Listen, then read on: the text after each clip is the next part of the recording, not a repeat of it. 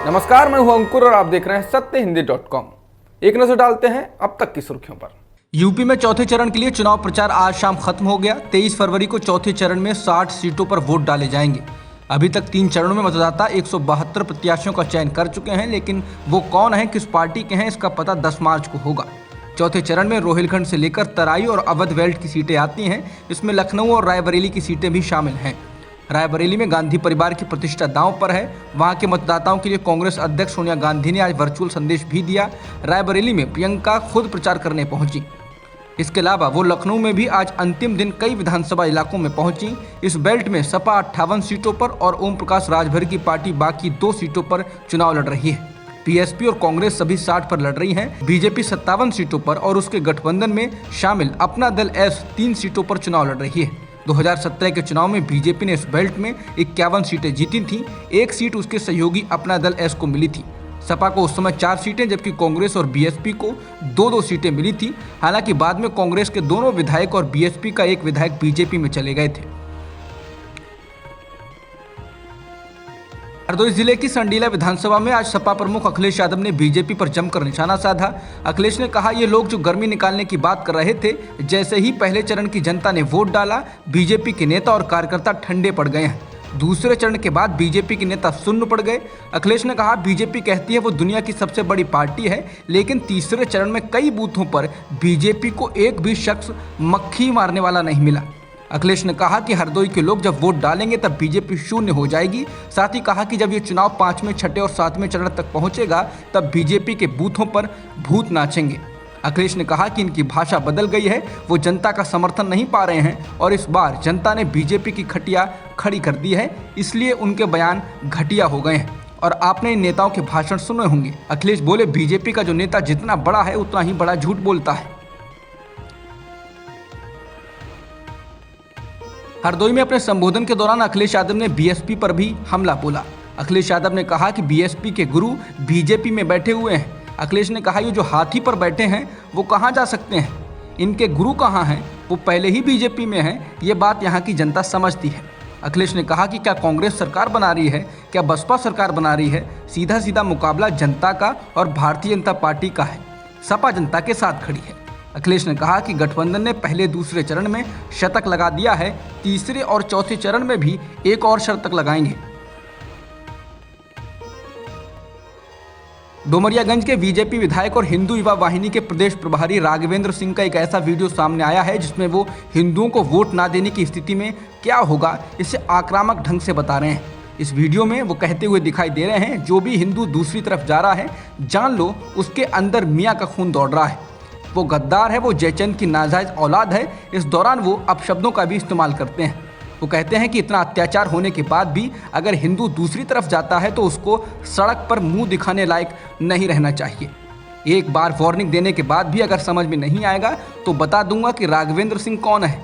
अगर मुझे अपमानित करोगे तो कोई बात नहीं, गद्दारी करोगे तो भी चलेगा, लेकिन अगर हमारे हिंदू समाज को अपमानित करने का प्रयास करोगे तो बर्बाद करके रख दूंगा।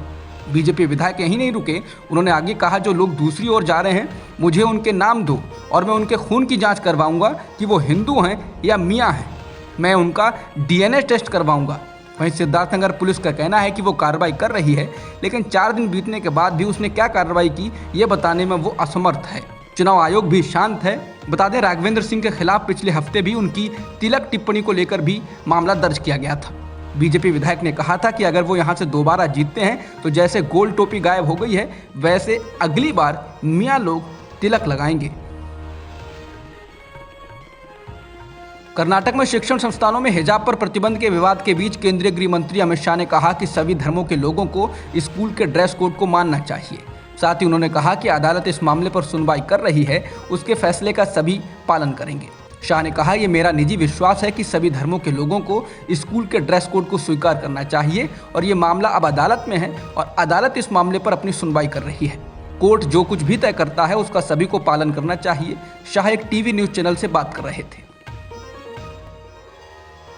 कर्नाटक हिजाब विवाद मामले में आज हाईकोर्ट में सुनवाई के दौरान प्रदेश सरकार की ओर से पेश एडवोकेट जनरल ने अदालत को आश्वासन दिया कि हाईकोर्ट के 10 फरवरी के आदेश का किसी भी सरकारी विभाग द्वारा कोई उल्लंघन नहीं किया जाएगा।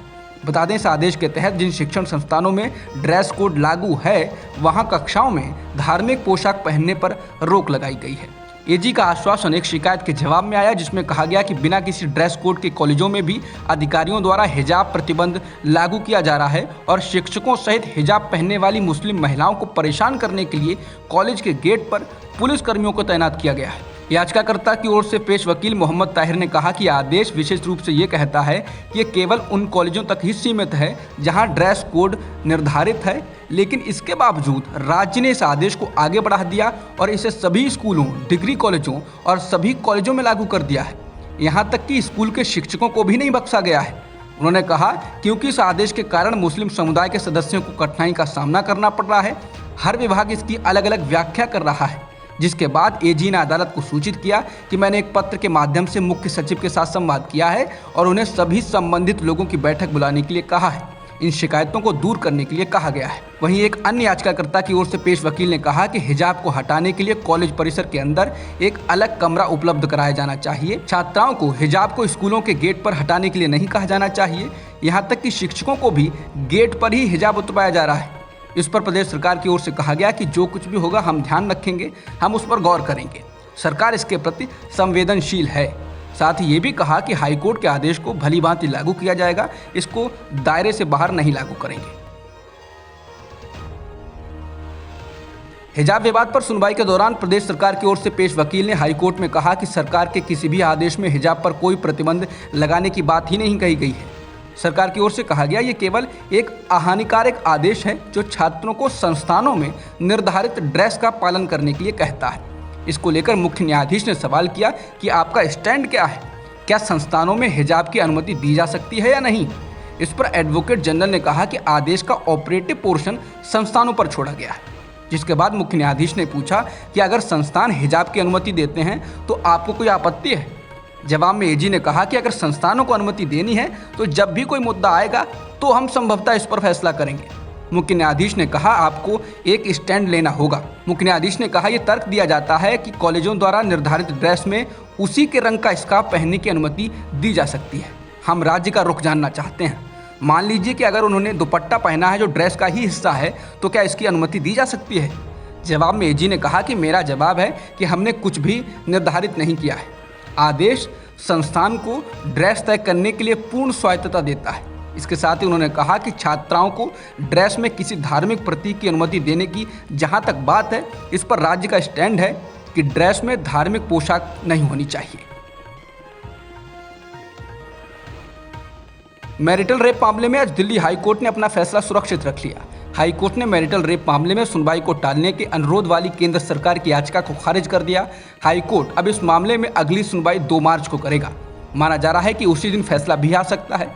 केंद्र की ओर से पेश सॉलिसिटर जनरल तुषार मेहता ने कहा कि सरकार अभी तक इस मामले में किसी स्टैंड तक नहीं पहुंच पाई है। उन्होंने कहा कि वो ना तो हाँ कह रहे हैं और ना ही ना, क्योंकि अभी परामर्श पूरा नहीं हुआ है। एसजी मेहता ने दिल्ली हाईकोर्ट से मामले को फिर से टालने को कहा। हालांकि हाईकोर्ट ने कहा कि उसने पहले ही बताया था कि चल रहे मामले में सुनवाई को स्थगित करना संभव नहीं हो सकता है, क्योंकि केंद्र सरकार द्वारा परामर्श समाप्त करने की कोई अंतिम तारीख नहीं है। चारा घोटाले से जुड़े एक मामले में आरजेडी प्रमुख लालू प्रसाद यादव को 5 साल की जेल और 60 लाख रुपए जुर्माने की सजा सुनाई गई है। रांची की सीबीआई कोर्ट ने कुछ दिन पहले डोरंडा कोषागार से निकासी के इस मामले में फैसला सुनाया था। इस बारे में सजा का ऐलान सोमवार को किया गया। बिहार विधानसभा में विपक्ष के नेता तेजस्वी यादव ने कहा कि वे कोर्ट के फैसले का सम्मान करते हैं, लेकिन इसे हाईकोर्ट में चुनौती दी जाएगी। बता दें, डोरंडा कोषागार से निकासी का मामला 139.35 करोड़ का था। इस मामले में 24 लोगों को दोषमुक्त करार दिया गया था, जबकि 35 लोगों को 3 साल जेल की सजा सुनाई गई थी। इनमें पूर्व सांसद जगदीश शर्मा और पब्लिक अकाउंट्स कमेटी के तत्कालीन चेयरमैन ध्रुव भगत का नाम भी शामिल है। लालू यादव को अब तक चारा घोटाले से जुड़े 5 मामलों में दोषी करार दिया जा चुका है। इनमें चाईबासा कोषागार, देवघर कोषागार और दुमका कोषागार से निकासी मामला भी शामिल है। लालू प्रसाद यादव को सजा के घोटाले के मामले में उनके बेटे और बिहार विधानसभा में विपक्ष के नेता तेजस्वी यादव ने प्रतिक्रिया दी। तेजस्वी ने कहा कि ऐसा लगता है कि देश भर में चारा घोटाले के अलावा कोई और घोटाला हुआ ही नहीं है। उन्होंने कहा कि बिहार में करीब 80 घोटाले हुए हैं, लेकिन सीबीआई, ईडी और एनआईए कहाँ है। तेजस्वी ने कहा कि इस देश में एक ही स्कैम है और एक ही नेता है। उन्होंने कहा कि सीबीआई विजय माल्या, नीरव मोदी और मेहुल चोकसी को भूल गई है। कांग्रेस अध्यक्ष सोनिया गांधी ने रायबरेली के मतदाताओं को आज वर्चुअली संबोधित किया। हालांकि सोनिया का ये बयान पूरे यूपी चुनाव के लिए है। कांग्रेस अध्यक्ष सोनिया गांधी ने रायबरेली के मतदाताओं को आज वर्चुअली संबोधित किया। इस संबोधन में उन्होंने किसानों से लेकर युवकों, महिलाओं, मजदूरों की समस्याओं पर नजर डाली। कांग्रेस अध्यक्ष ने कहा ये चुनाव बहुत महत्वपूर्ण है क्योंकि 5 साल तक सभी लोगों ने ऐसी सरकार देखी जिसने आपस में मतभेद पैदा करने के अलावा कुछ भी नहीं किया। किसान बहुत मेहनत से फसल पैदा करते हैं, लेकिन उन्हें अपनी फसल का न दाम मिला, न खाद मिली, सिंचाई तक की सुविधा नहीं मिली। किसानों के साथ धोखा हुआ है। सोनिया गांधी ने कहा लॉकडाउन में सारा काम धंधा बंद था, प्रवासी मजदूरों का काम छिन गया। उन्होंने मीलों पैदल चलने का दर्द सहा, लेकिन मोदी योगी सरकार ने गैर जिम्मेदाराना बर्ताव किया और मजदूरों से मुंह फेर लिया और आंखें बंद कर लीं। सरकार ने किसी को कोई राहत नहीं दी, राहत के नाम पर झूठ बोला गया। कांग्रेस अध्यक्ष ने युवकों पर फोकस करते हुए कहा कि युवक पढ़ाई करते हैं और फिर नौकरी पाने के लिए भी परीक्षा की तैयारी करते हैं, लेकिन बीजेपी सरकार ने युवकों को घरों में बैठा दिया है। 12 लाख सरकारी नौकरियां खाली हैं, लेकिन युवकों को नौकरी नहीं दी जा रही है। बढ़ती महंगाई, आसमान छू रहे पेट्रोल, डीजल, रसोई गैस, सरसों के तेल के दाम ने लोगों का घर चलाना मुश्किल कर दिया है। कर्नाटक के शिमोगा में बजरंग दल के कार्यकर्ता की हत्या के मामले में 3 लोगों को गिरफ्तार कर लिया गया है। हत्या के बाद इलाके में माहौल बेहद तनावपूर्ण है। इसे देखते हुए स्कूल कॉलेजों को बंद कर दिया गया है और इलाके में धारा 144 लागू कर दी गई है। हत्या की यह वारदात रविवार रात को 9 बजे हुई और इसके बाद कई गाड़ियों में तोड़फोड़ और पथराव की घटना हुई है। बताया जा रहा है कि 4 से 5 लोगों ने हत्या की वारदात को अंजाम दिया। बजरंग दल के इस कार्यकर्ता का नाम हर्ष था और उसकी उम्र 26 साल थी। वो टेलर था। चाकू से वार कर उसकी हत्या कर दी गई। ये घटना ऐसे वक्त में हुई है जब हिजाब विवाद को लेकर कर्नाटक का माहौल बेहद गर्म है। कर्नाटक के गृह मंत्री ने कहा कि हालांकि ये मामला हिजाब विवाद से किसी भी तरह से नहीं जुड़ा है, लेकिन हमें किसी भी नतीजे पर पहुंचने से पहले जांच पूरी होने का इंतजार करना चाहिए। कर्नाटक सरकार के कैबिनेट मंत्री ईश्वरप्पा ने बजरंग दल के कार्यकर्ता की कथित तौर पर हत्या करने के लिए मुस्लिम गुंडों को जिम्मेदार बताया। साथ ही उन्होंने कहा कि प्रदेश कांग्रेस के अध्यक्ष DK शिवकुमार ने भड़काऊ बयान दिया और इस वजह से बजरंग दल के कार्यकर्ता की हत्या हुई। उन्होंने कहा कि इस गुंडागर्दी को बर्दाश्त नहीं किया जाएगा। कर्नाटक के ग्रामीण विकास मंत्री KS ईश्वरप्पा ने कहा कि वो एक बहुत अच्छा कार्यकर्ता था, वो एक ईमानदार युवक था। कल रात मुस्लिम गुंडों ने उसकी हत्या कर दी। हाल ही में DK शिवकुमार ने दावा किया था कि राष्ट्रीय ध्वज तिरंगे को भगवा ध्वज से बदल दिया गया था और लगभग 50 लाख भगवा शॉल को हिजाब विरोधी प्रदर्शन के लिए सूरत में एक कारखाने को ऑर्डर दिया गया था। मंत्री ने कहा कि उनके इन बयानों के बाद गुंडागर्दी बढ़ गई है। हम इस गुंडागर्दी को जारी नहीं रहने देंगे। उन्होंने कहा कि हम मारे गए व्यक्ति के परिवार को हर संभव मदद देंगे। बता दें, राष्ट्रीय ध्वज का अपमान करने के लिए ग्रामीण विकास मंत्री ईश्वरप्पा के इस्तीफे की मांग करने वाले अभियान में कांग्रेस अध्यक्ष DK शिवकुमार सबसे आगे रहे हैं। मालूम हो, मंत्री ने कहा था कि भगवा झंडा भविष्य में राष्ट्रीय ध्वज बन सकता है। फ्रांस के राष्ट्रपति इमैनुअल मैक्रों के इस बयान पर कि अमेरिकी राष्ट्रपति जो बाइडेन और रूसी राष्ट्रपति व्लादिमीर पुतिन मिलने के लिए राजी हो गए हैं, इसे लेकर रूस ने प्रतिक्रिया दी है। रूस ने सोमवार को कहा कि दोनों देशों के राष्ट्रपतियों के बीच में किसी बैठक के बारे में अभी कोई कुछ कहना जल्दबाजी होगा।